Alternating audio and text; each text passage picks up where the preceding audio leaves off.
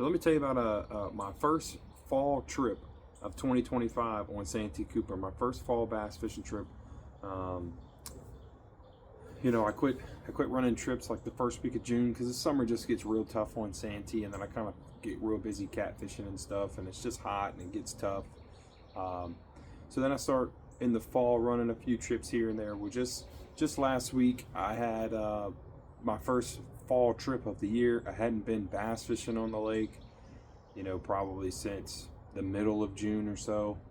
Fishing tournaments, and I was gone. I was fishing the NPFL tournament and then the NPFL championship and the Ultimate Angler Championship.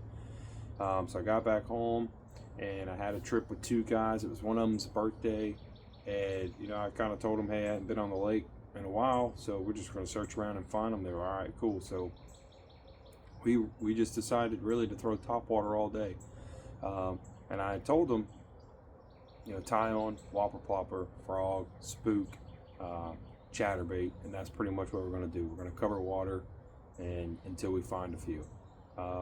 So the one fella throwing a spook that morning, he says, hey man, I might need a little help, you know, working this spook. I didn't really pay it no attention because when he was throwing the spook, he was working it just fine. And he did ask me like, hey, should I work it faster? Should I work it slower? And I said, man, you're kind of working at like a medium retrieve right now, so that's pretty good. You can slow it down if you want and kind of just walk it a little slower, or you can even go faster.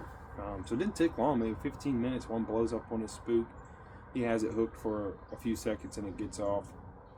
And we just kind of keep searching and searching. We go 3 or 4 hours and just catch a few. Nothing really on top water.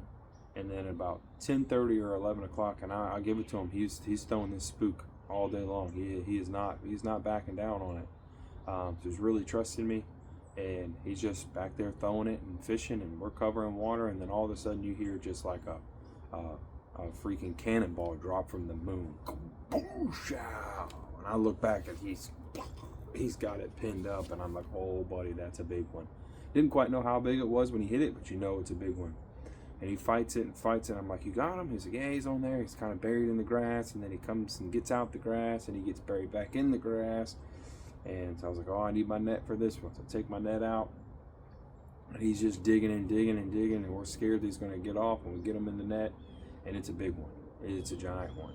Ends up being the second biggest fish he's ever caught, and the first fish that he's ever caught on a spook.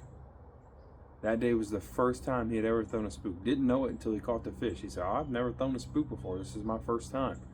And I said, man, you would have never known by the way you know, you're working it like a pro back there, you know, just would have known. So the first fish he ever catches on a spook, it weighs 7 pounds even, 7.03.